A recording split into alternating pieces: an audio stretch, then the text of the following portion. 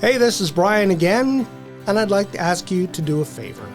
We can't do this work without people like you, so if you can, please like, share, subscribe, tell your friends about Bring Back the Porch. I got home that day from the tournament, and I had probably about 10, 15 emails in my inbox from vets who, when they got home, wanted to talk about their experience and how grateful they were for it. Some stories I heard were that was the first time they've ever had anyone do something like that for them. This episode of Bring Back the Porch brought to you by Bernie Leahy, River Street Realty. Let's get you home. And this time on the porch, I'm pleased to welcome Rhonda Burry, who is in charge of the Valour on the Green Veteran Golf Tournament. Welcome. Thank you for having me. It is the second time around the block for the tournament. Last year was the first. Yes, it was. You learned a lot, I think, in that first organization.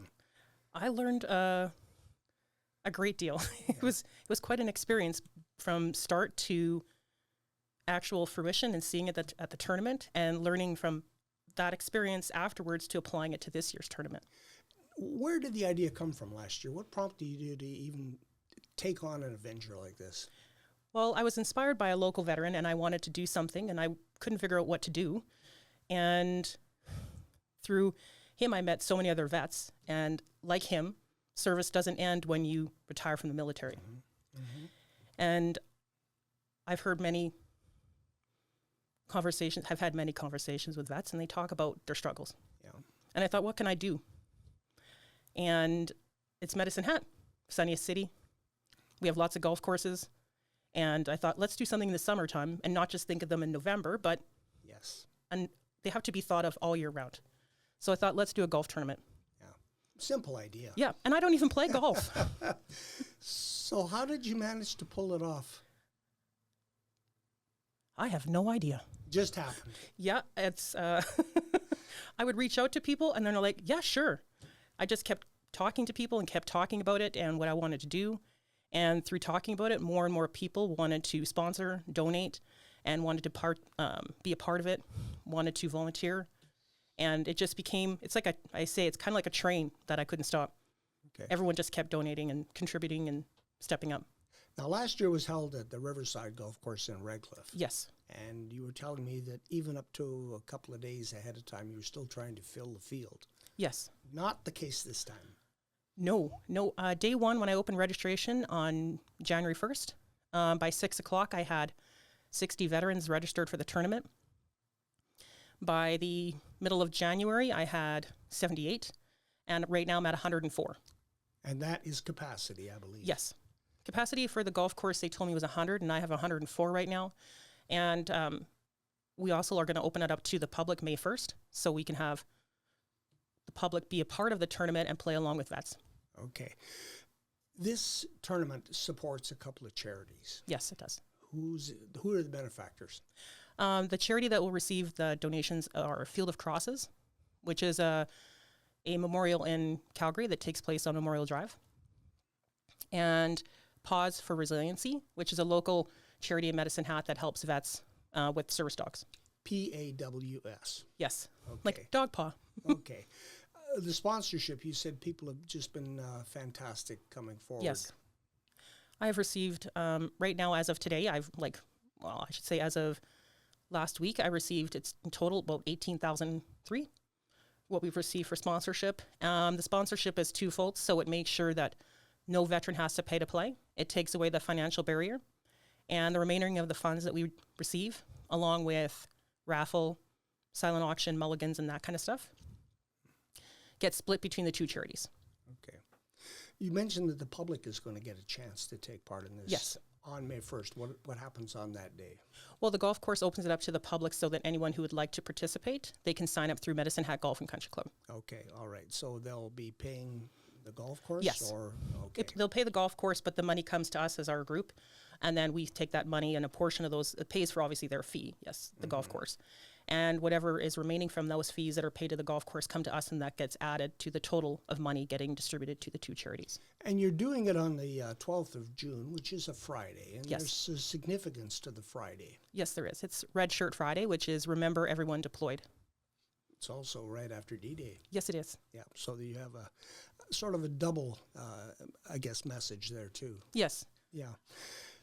You started this tournament last year. It has grown.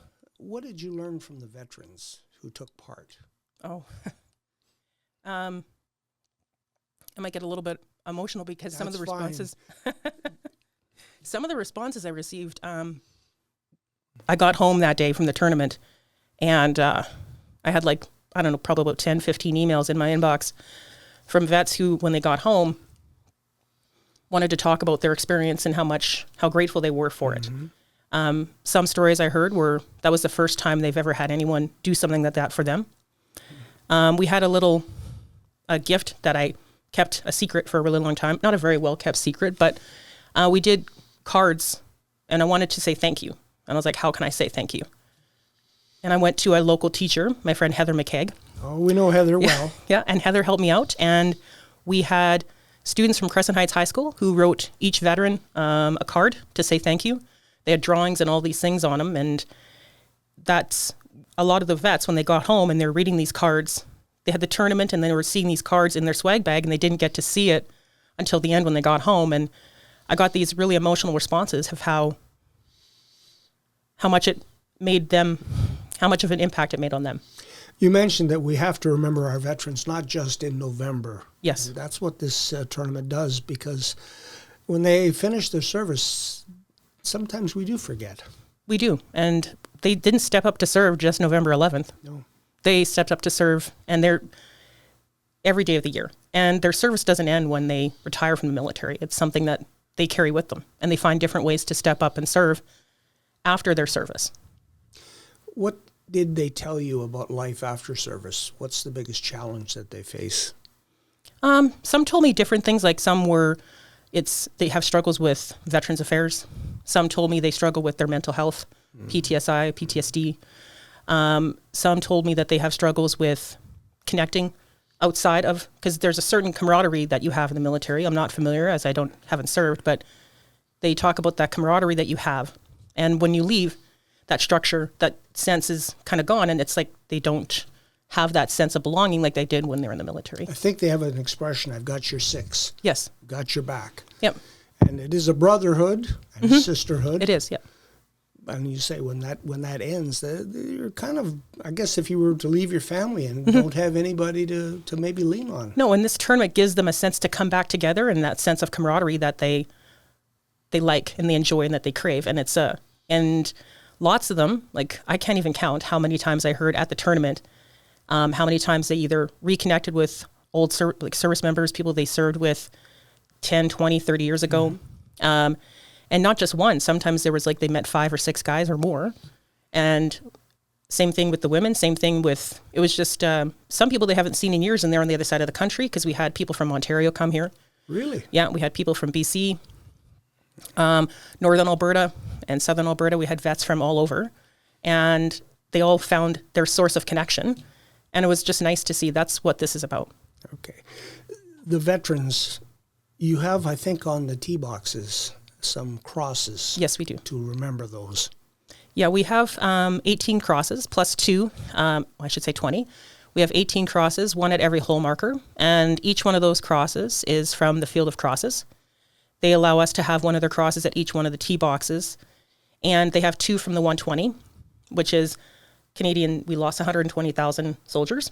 So they have 2 of those crosses at their booth, and then they have one at every hole marker, and that is for a service member that has from the Medicine Hat or Southern, like Medicine Hat, Redcliffe area. Okay. You talk about the Memorial Drive in Calgary, and if you've been there, you know all of the crosses that are along that road. And yes. So these are part of that. Yes, they are, yep. Okay. Yep. Talk a little bit about the sponsors, because they need to get a shout out for stepping forward. I have a lot. 2 I can't really name yet. It's a surprise. Yeah, it's a surprise. Yeah, you'll see on the tournament day, they'll be there. I have Canna Connect, which is one of my sponsors. They are a clinic that helps service members and RCMP.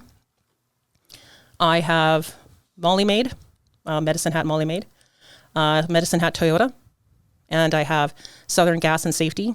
And I also have another anonymous donor that contributed the same equal amount of money. And then I have quite a lot of team sponsors, Trad Worm Farms, and Roxanne was awesome. Yes, she always is. She is. She's the best. And I have Veterans and Everyday Heroes.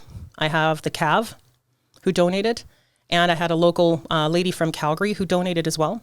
Plus, I also had a union step forward, the United Service Workers Union, which is, they have a Veterans of Steel committee, and they donated a team, sponsored a team of vets. So we say thank you to them as well, because Yes. without them it would be a lot harder to put this on, because It would be. the veterans don't pay.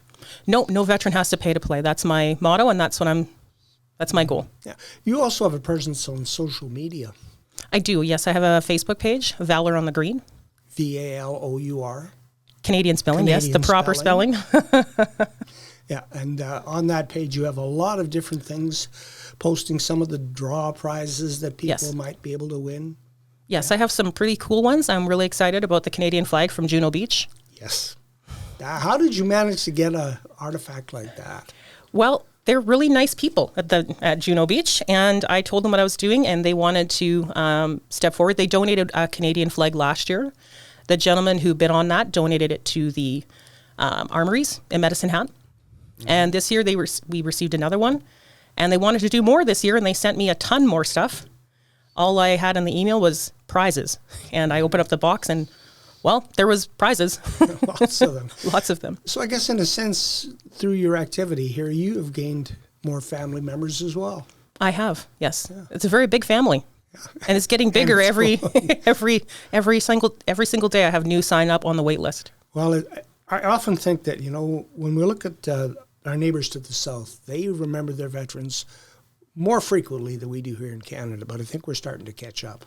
I think we are too. Like, I do know that in the States, they do a lot for vets in the U.S., and I think Canada's starting to get a little bit more with that.